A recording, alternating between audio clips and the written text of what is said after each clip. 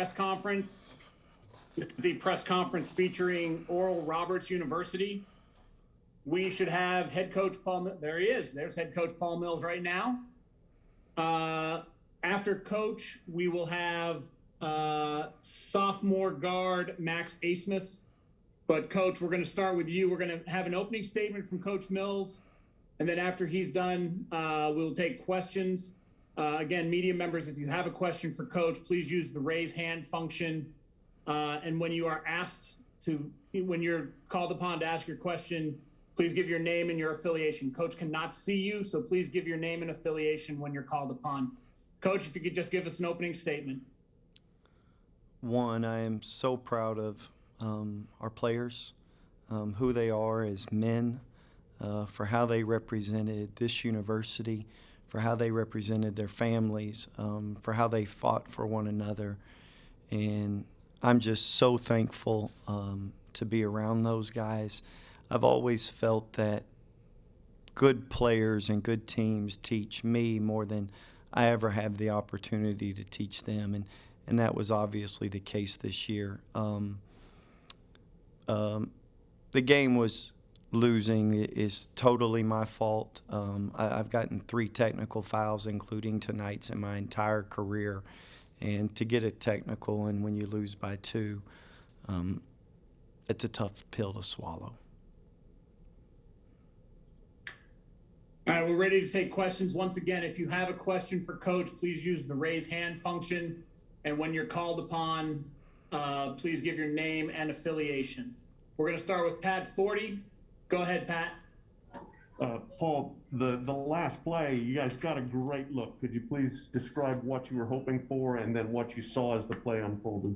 Yeah, exactly that. I mean, putting the ball in Max's hands and allow him to make a decision. We gave him a pass option and we gave him a dribble option.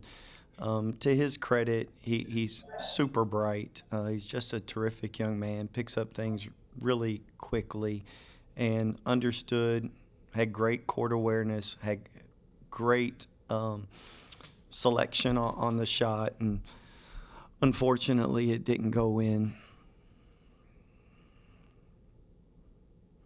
Okay, next we're going to go with Caden McFarland. Caden, go ahead.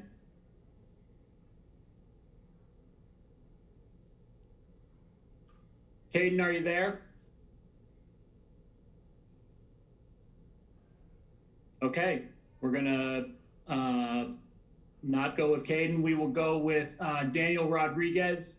Daniel, go ahead. Hey, Coach. This is Daniel Rodriguez with This League with Daniel. Last time we spoke was in September. We were discussing if there even was going to be a season amid maybe all the cancellations in sports. How would you describe that point to where you took your team going to the Sweet 16, winning the conference tournament? Yeah, I mean, huge credit to the NCAA and the devotion and the commitment that it took in order to pull this tournament off. And everything has been fantastic. Just how we've been treated, the opportunity for your players to experience March Madness is great. And it's a huge credit to the people at the NCAA in order to make this happen this year, given the current conditions of COVID. Our next question is going to come from Austin Montgomery. Austin, go ahead. Hey, Coach. I just wanted to ask about your guys' toughness on the defensive end. You guys held Moses Moody to 420 shooting and held them to 37% from the field and 11% from 3. Can you just kind of discuss the defensive effort and how were you guys able to slow down Arkansas today? You're breaking up, so I couldn't hear all of your question. I mean, defensively, I thought we were solid. I didn't think we were great, but there's a time and a place to go back and look at that, but it's not right now. Once again, a reminder, when you ask your question, please give your name and your affiliation. Please note that Coach cannot see you, nor does he see a list of people who are on this call. So give your name and your affiliation. We're going to go with Carter Hill next. Carter, go ahead. Yeah, Coach. Carter Hill with Fifth Quarter. Congratulations on a fantastic season. You guys were fun to watch. You talked about that last play earlier on. Did you think when Max put up that shot that it was going in when he released it? Yes.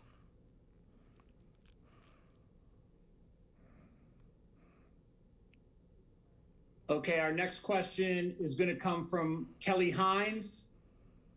Kelly, go ahead. This is Kelly Hines from the Tulsa World. Paul, how do you kind of balance the emotion behind this? You know, obviously disappointed with the outcome, but the pride that you have for what you guys did this season. Yeah, I think what you're proud of is your players, you know. I mean, you're obviously disappointed in a game, but you're proud of your players and just how they rally and how they fight and going through the ups and downs that a year like this brings, especially with COVID. And so you're just, you know, what I'm most proud of is, one, who they are as people, but two, their resiliency throughout the course of the year. And I think any time that you're around a group of young men like that, you're really sad when it ends. And so this will linger with me for a while. Usually postseason depression, if you talk to coaches, is real. And this stuff takes a while in order to get over. But I'm so proud of who they are as men. Our next question is going to come from Chris DiMaria. Chris, go ahead. Hey, Coach. Chris DiMaria from KGRH here in Tulsa. Man, this was an incredible run, one that will go down in history at ORU. What do you think this meant to the school and the alums, all the kids at the Mabee Center right now? What do you think this run meant to everybody back home? Sure. I mean, I've gotten emails and letters and text messages from people all over the world. And I'll tell you that what I believe the game of basketball does when you're cheering for a team that ends up winning is it brings joy, right? People remember how you make them feel. And that's why it's important that you make people feel, regardless of who they are, you make them feel well. I'm a big believer that people who are rude to the waiter are really rude people. And people who can treat others kindly are going to do it in all facets. So I say all of that to say, I mean, the ones that always grab me are the little kids and the people who are in hospitals, and they say, man, I was having a bad day, and then I watched your guys fight. And because of that, put a smile on my face, and the next day I had an extra jump in my step, and I was a little bit quicker in order to do things. And I think that's what sports provide, and you can't lose sight of that what's happening here, who you are internally is going to get on display externally. And so it's important that we represent ourselves well, and our guys have done that. Our next question is listed as Gugium 2009. So I would ask that you give your name and your affiliation before asking your question. Go ahead. That's another computer thing signed in. Sorry, but this is Morgan Beard from K2L in Tulsa. Coach, you were talking the other day about how you got to win from inside, win from within. You kind of just touched on it there at the end.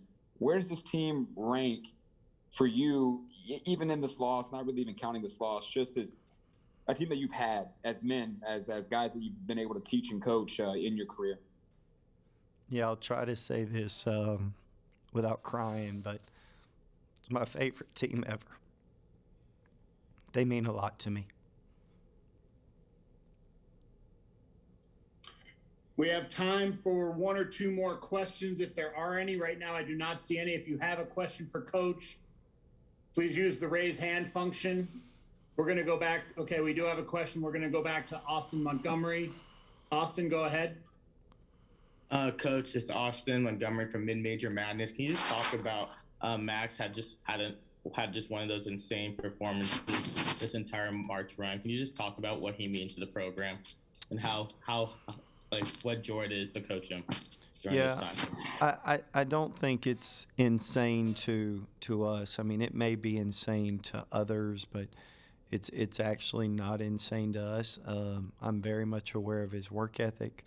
I'm very much aware of his character. I'm very much aware of his diligence. And this may be an eye opener to the outside, and Max deserves every bit of it. But he's such a high character young man, and what was on display is what I've been fortunate to see since he arrived on campus, even before that. But he has absolutely wonderful parents. He has wonderful siblings, and he's supported from us and from obviously his family. And so it's not insane to anybody in our locker room. Okay, we're going to take two more questions. We're going to go with Daniel Rodriguez and then Eric Olson, but we're going to start with Daniel. Go ahead, Daniel. Hey, Coach. I just simply wanted to ask, how will you and the team remember this entire run, maybe 10, 15, 20 years down the line, looking back on it? Yeah, I don't know that answer, Daniel. You know, I'm proud, but I mean, you always think that you're capable of so much more. And not that I'm disappointed in this group at all, but you always think that, you know, a shot here, a shot there, if Coach Mills doesn't get a technical foul, just how different this stuff could play out. So I'll live with the technical foul for a minute, and that'll help me down the road. But yeah, it's hard to put in perspective just what's going to happen 10, 15, 20 years from now. And our last question is from Eric Olson. Eric, go ahead. Yes, Coach, what was it, the offensive foul that you got the technical over, and what did you say to get the technical? One, I don't curse, so I never cursed. There was a play earlier where Justin Smith ran over one of our guys, Kevin O'Banner, and lowered the shoulder, and it was a no call. And so when we got the same call, I just said, that's the same call. That's the same call. And they said, well, you can't yell. And in my mind, it's the only way that you can overcome the noise. You have to raise your voice. And I just told them, it's the same call. And that was it. And they gave me a technical foul. Coach, we appreciate you taking the time. Thank you. Thank you very much. All right, we're going to have sophomore guard Max Asmus here in just a minute. Once again, if you have questions for Max, I ask that you use the raise hand function. And when you are called upon, please give your name and your affiliation. Again, Max cannot see you, and he cannot see a list of who's on this call. So please give your name and affiliation when you're called upon. So we have sophomore guard Max Asmus. We're going to go right to questions. We're going to start with Pat 40. Pat, go ahead. Yeah, Max, hi. Pat 40 from Sports Illustrated. I was just, if you could, please run us through the last play from your experience and vantage point on the floor. Yeah, I mean, the play was get me on a run and then make the right read, and we got a good look. I didn't hit it. Our next question is going to come from Morgan Beard. Morgan, go ahead. Hey, Max, Morgan Beard, K2L here in Tulsa. Coach, it's pretty emotional just now, obviously. He said this is by far his favorite team he's ever been a part of. For you, where does it rank as just guys, friends, teammates, as any team from high school till now that you've been a part of? Oh, yeah, this is up there for sure. Just a group of guys, just all the work we put in all season, all the adversity we faced. I mean, at the end of the day, nobody thought we would be here. And so just to see all the guys and see everything that we accomplished is definitely up there. Something I'm going to remember for the rest of my life. All right, our next question comes from Dan Walken. Dan, go ahead. Yeah, Max, Dan Wolfen from USA Today. Just from your perspective, how close did you come to hitting that shot? And if you had it over again, is there anything you would have done different? I mean, nothing I would have done different. I mean, I guess shoot it up a little bit more. But, I mean, when it left my hands, it felt good. And it ended up coming up short. And we didn't get the job done. Our next question comes from Chris DiMaria. Chris, go ahead. Hey, Max. Chris DiMaria from KGRH here in Tulsa. Man, you've been holed up in the bubble over these last couple weeks. Do you have a sense of what this run has meant to your fellow students, to the alums back home? Do you know what this means to them and how much they've been able to celebrate you guys? Yeah, I mean, I know it means everything to them. I know that they're all proud of us just for what we've been able to accomplish. I mean, even coming into the tournament, we all knew that it was bigger than us, and we wanted to, represent the university to the best of our abilities. And so that's just what the mindset we had every night coming out, just fighting with each other and just loving each other and trying to get wins and just put ORU on the map. So we know that all the alums and everybody's proud of us. So I think we did our job. Okay, our next question is going to come from Daniel Rodriguez. Daniel, go ahead. Hey, Max. This is Daniel Rodriguez with Diff League with Daniel. I wanted to ask you, your game is getting recognized all over social media. Guys like Kenny Smith and Trey Young calling you a pro. What does it mean to get all that recognition from those guys? It means a lot, especially guys that are high up like them. I mean, guys that are pros or former pros, and so it means a lot. But I mean, it's just that don't change anything now. Just continue to work, get back in the gym, and just keep improving.